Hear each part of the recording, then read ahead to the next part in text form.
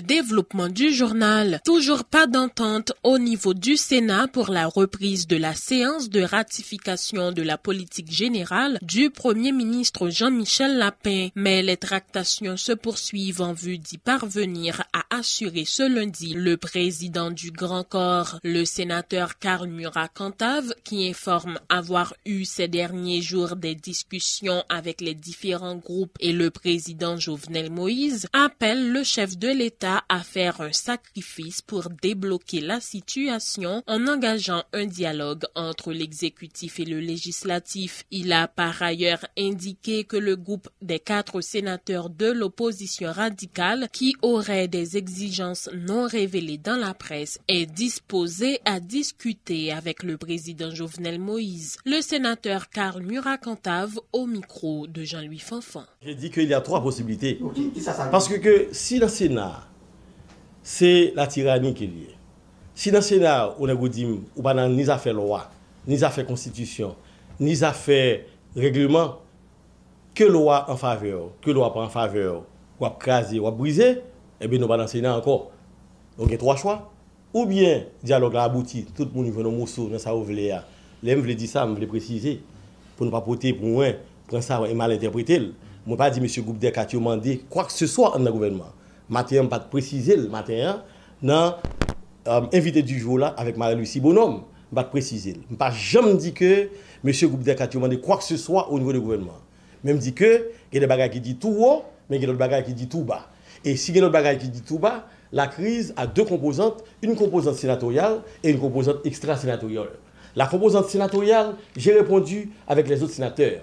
Nous avons octroyé, nous avons concédé 3 commissions, n'est-ce pas, au groupe des 4. Maintenant, pour la composante extra-sénatoriale, ça, ce n'est pas mon oignon, ce n'est pas mon affaire. Il faut voir que c'est le LOC pays qui a transplanté, qui a transféré, qui a transporté au niveau du Sénat pour en faire un LOC sénatorial. Et ce LOC sénatorial que nous avons, si ça a un rapport avec des choses extra-parlementaires, extra-sénatoriales, il revient au président de la République aussi, en tant que garant de la bonne marche des institutions, d'éviter le président du Sénat de la République à l'effet de demander à tous les sénateurs, n'est-ce pas, une assise pour que justement, à travers cette assise, des hommes d'État puissent poser le problème de ce pays et résoudre, n'est-ce pas, la crise comme il faut à travers cette assise. C'est ce que je veux dire. La première solution, j'ai dit, c'est ou bien il y a un dialogue, je viens en fait d'en parler. Deuxième solution, à part le dialogue, ou bien j'organise la séance avec des moyens sécuritaires, et la troisième voie, ou bien nous fermons le Sénat de la République pour restructuration. Ça implique fermer le Sénat pour restructuration. Parce que un Sénat ne peut pas continuer à fonctionner comme ça. Il y a des lois plus fortes, il y a des actes de coercition qui doivent être garantis par des règlements, n'est-ce pas, plus forts. Nous estimons que avec ces règlements que nous n'avons pas assez de provisions, n'est-ce pas, pour frapper de coercition tel ou tel sénateur qui aurait fait quelque chose qui n'irait pas dans le sens de la bonne marche, je dirais, du Sénat de la République. Donc je crois qu'il faut un tantinet fermer le Sénat pour que l'Assemblée puisse réfléchir, pour voir dans quelle mesure nous pouvons arriver à renforcer les sanctions disciplinaires prévues au niveau des règlements intérieurs, n'est-ce pas, du Sénat de la République. Je n'ai pas parlé de fermeture définitive. J'ai dit qu'il faudrait fermer pour restructuration. Les membres de la coalition du peuple en lutte pour le changement proche du pouvoir s'inquiètent de la situation actuelle du pays, critiquant l'attitude des 4 sénateurs de l'opposition qui, selon eux, ne se soucient guère du sort de la population. Ces militants politiques invitent le groupe des 4 à débloquer la situation en permettant la tenue de la séance de ratification de l'énoncé de politique générale du Premier ministre nommé Jean-Michel Lapin afin de pouvoir s'attaquer aux problèmes de la population. Frinel Luc est le président de la coalition. Levez-vous nous bien haut pour lancer un appel à 4 sénateurs qui sortent dans la matrice peuple là.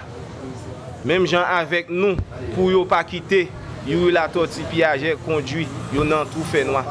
Parce que le peuple là pas capable encore. Inflation, mais haute, good là, pas présenter rien devant dollar blanc américain. Nous pas capables, nous pas payer études d'université à l'école petite nous alors que un groupe prend pays en otage. Nous même organisation si là nous fait appel à conscience sénateur. Souple pour bailler peuple là une chance parce que depuis des mois pays a vivre sans gouvernement légitime. Si pas un gouvernement légitime, comment le Parlement a fait contrôler l'action du gouvernement? Nous relèvons en mouille. Beau plan d'Enel, Rika, Kato. Nous fout bouquet, nous pas capables encore. Le peuple a une chance de quitter le pays à ratifier la déclaration politique PM Lapin. Pour le peuple capable de commencer à aller un souffle. Nous allons arriver dans la saison, dans la période cyclone. Si un cyclone t'a gagné, mal est passé, pas aucun gouvernement capable de répondre à l'exigence besoin du peuple. Nous avons dénoncé le complot, craser le pays n'a pas mené le peuple à aucun côté. Seulement, il y a toujours un contrat, chariot, 50 000 $, VBM, PAD, Patrick Noah, mais il y a toujours dans la prison. Pays ONA, acte de chez PSCAS. Même gens, ça a été fait sous l'oreille privée, alors que le peuple a toujours pas joué rien. Nous-mêmes, organisation, si là, nous avons les chalbarés derrière, tout a tout fait sans maman qui voulait tout piser le peuple là. Dans l'intérêt, pays a tout fait, blackout. Yo et n'a demandé, pressé, président Sénat, Dr. Kalmira Cantave, prend responsabilité comme président Sénat. Les membres du secteur dit démocratique et populaire sont formels là-dessus. Pas question pour eux de faciliter l'organisation de séances au Parlement dans le but de ratifier l'énoncé de politique générale du Premier ministre nommé Jean-Michel Lapin. Ils mettent en garde en ce sens les présidents des deux branches du Parlement contre toute idée de convoquer des séances dans cette optique. Dans le cas contraire, ils menacent de reprendre la mobilisation anti-gouvernementale. Le docteur Schiller Louis-Dor est l'un des porte-paroles du SDP.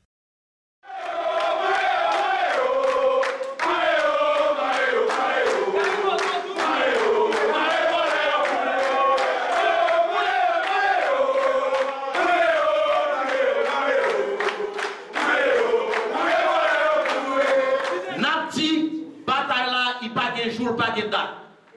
Depuis sénateur comptable ou bien Garibodo lancer séance, bataille la déclenchée. Depuis on laisse séance. D'ailleurs,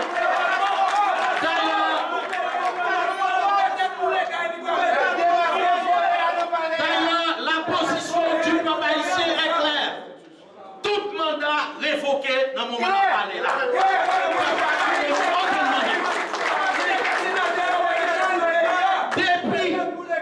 Nous pas de date, mobilisation a commencé. La commencé jour nous tendons dans le Sénat de la République là, ou bien dans la Chambre des députés là. Ils ont convoqué pour sous question la paix. Rapidement, nous descendons en bas et nous fait dernière bataille là. Nous descendons en bas pour nous dire, nous pas dans question la paix. Nous pas dans question gouvernement, nous pas dans question Jovenel, nous pas dans question aucun monde ça yo, nous dans question pour Jovenel aller pour ça nous est taboula rasa. Nous taboula rasa. Et que tout le monde, je lance un appel à mes frères, mes amis, tout le peuple là, n'attend nous, les jeunes, la classe moyenne.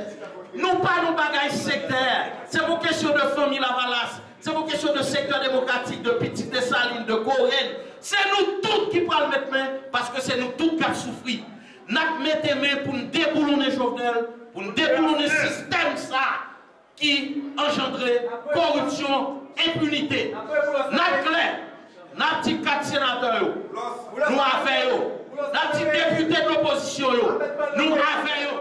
Les associations de magistrats et des juges de paix ont décidé de poursuivre la grève en raison du fait que l'exécutif n'a même pas réagi après la semaine d'avertissement, a justifié le président de l'association des magistrats haïtiens, le juge Jean-Wilner Morin. Il a tenu à souligner que ce mouvement de grève n'a pas pour objectif de paralyser le système judiciaire. Le juge Jean-Wilner Morin répond à Judex Velima. Nous avons un cahier de revendication. Et dans le cahier de revendication, il y a un ensemble de points que nous avons espéré que l'autorité concernée soit satisfaite de manière nous-mêmes pour nous capables de recommencer le travail. Parce que nous-mêmes, objectif, nous, ce n'est pas paralyser le système. Non, au contraire, objectif, nous, c'est faire le système plus performant de manière pour capable servir la communauté beaucoup plus efficacement. Donc, pendant cette semaine, aucune personne ne nous a appelés, ils n'ont pas les CSPJ non plus. Et nous voyons que CSPJ fait sortir en note, côté le dit, constater la paralysie totale des tribunaux qui ne peuvent pas fonctionner et lui demander aux autorités concernées, les autorités de l'exécutif, pour qu'ils prennent toutes les mesures nécessaires pour permettre que le tribunal fonctionne. Voilà que nous avons fait une conférence de presse et nous avons accordé une semaine à cause de Saint-Yves, 2 semaines pour que les autorités étaient capables de discuter avec CSPJ et avec les associations de magistrats pour la satisfaction de leurs revendications. Mais puisque rien n'est fait, personne ne nous a appelés, donc ça nous porte aujourd'hui à prolonger la grève. Nous prolongeons la grève là pour 1 semaine encore en attendant que ils viennent discuter avec nous, avec CSPJ, pour voir dans quelle mesure que nous sommes capables nous-mêmes faire arrêt sur grève là, ou bien est-ce que nous prolongé toujours. Effectivement, toutes les activités étaient encore paralysées au tribunal de première instance de Port-au-Prince ce lundi, même si les employés se présentaient à leur poste. Des avocats, justiciables et employés étaient remarqués sur les lieux, mais les chambres civiles étaient restées fermées en raison de la poursuite de la grève des magistrats. Des justiciables interrogés par Vision 2000 ont fait part de leurs préoccupations. Certains avocats estiment juste la revendication des magistrats, même s'ils reconnaissent que ce mouvement affecte grandement le fonctionnement du tribunal.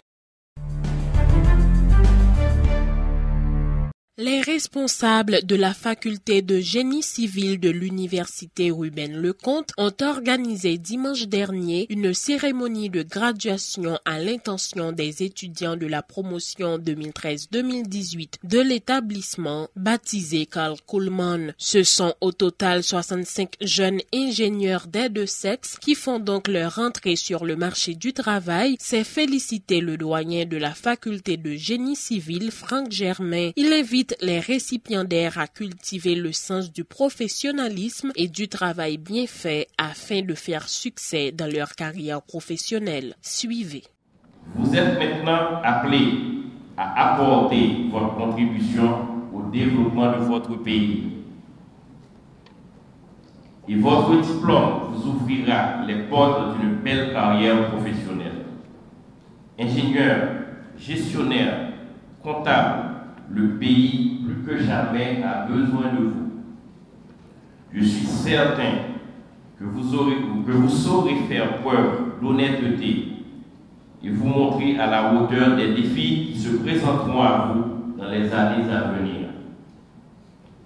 Votre rigueur, votre vision, votre dévouement à la tâche feront de vous des leaders de votre génération dans vos communautés respectives. Vous êtes appelés à remplacer les anciennes générations qui ont dans le temps proposé des orientations à ce pays, à divers niveaux de la vie professionnelle et même politique.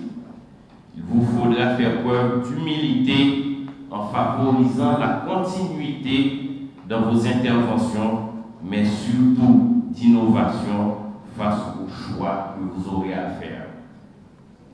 Votre promotion porte le nom de promotion Carl Kuhlman. Laissez-moi vous rappeler très brièvement qui était Carl Kuhlman. Un éminent ingénieur, chercheur suisse qui, pendant sa carrière professionnelle, a beaucoup cultivé le sens de l'innovation dans le calcul de la statique des structures, mais aussi a participé à la formation des générations futures en tant que professeur à l'école polytechnique de Zurich. Cet ingénieur, chercheur et professeur a, par la technique, contribué à l'avancement de son pays, mais au développement des méthodes de calcul dans le domaine du génie civil. Le choix d'une telle dénomination devrait vous interpeller et vous imposer aussi à suivre le parcours de cet éminent technicien dans l'univers du travail et de l'entrepreneuriat par votre professionnalisme et votre sens du travail bien fait. Soyez des disciples de Karl Goldman au sein de la communauté universitaire, au sein de vos communautés respectives dans votre pays. Je vous exhorte à vous lancer dans l'aventure de la vie professionnelle et à mener avec bravoure et courage le combat pour un développement durable et un avenir meilleur. Se lancer dans le marché du travail n'est pas chose facile. Il vous faudra déployer beaucoup plus d'efforts pendant vos études que le marché du travail. Le marché du travail vous attend, certes. Vous allez vous battre pour vous faire une place dans le milieu. Les responsables du Collège Excelsior ont organisé samedi dernier la 6e édition du programme annuel de l'institution baptisé Idées et Projets. Cette activité vise à promouvoir les projets interdisciplinaires réalisés par les élèves, selon Karine Emmanuel Sanon, responsable du service pédagogique du Collège Excelsior. Environ une 50aine de projets ont été exposés par les écoliers, a précisé Madame Sanon, qui s'est réjouie du bon déroulement de l'activité. Écoutez ces déclarations suivies de plusieurs élèves qui présentaient des projets. Idées et projets sont une exposition annuelle que nous gagnons au Collège Excelsior, c'est notre 6e édition. Et au cours de cette activité, les élèves du préscolaire jusqu'à la maternelle présentent les projets qu'ils ont présentés sur des problématiques liées à différents aspects de la vie sociale. Des projets en environnement, des projets en santé et bien-être, des projets en technologie. Donc le but est de leur permettre d'utiliser ce qu'ils ont appris dans le cadre de leur cours, mais également à l'extérieur de leur cours, afin d'apporter des solutions durables à des problèmes qui nous touchent tous. Je suis un élève en NS1, je m'appelle Jaminti de Pradine et mon projet consiste à valoriser l'homme. Donc là on a un paysage, cela représente un coucher de soleil. Donc il y a plusieurs perspectives, il y a perspective linéaire, cavalière, etc. Mais moi aujourd'hui je vais présenter une perspective aérienne. Donc c'est pour ça qu'on observe ce coucher de soleil. Mais là il y a l'abstraction. Donc cela consiste à valoriser les sentiments. Premier producteur de mangue de la Caraïbe et de l'Amérique centrale. Selon la Banque nationale d'Haïti, l'exportation de la mangue en 2007 a rapporté environ 7,93 millions de dollars à l'économie haïtienne. La mangue est un fruit nutritionnel. Elle contient des vitamines telles que A, B, C, E, K, des minéraux anciens, le cuivre en plus large proportion, potassium, phosphore, magnésium, manganèse, zinc, sodium. On peut la consommer fraîche, le plus souvent en salade de fruits, en jus, en confiture, etc. C'est le fruit le plus utilisé dans le monde. Même le noyau de la mangue est utilisé. Il permet de tirer un beurre, le beurre de la mangue. Ce beurre est utilisé dans les produits cosmétiques et dans la fabrication du chocolat. Le temps d'une pause à ce journal, à notre retour, la page internationale.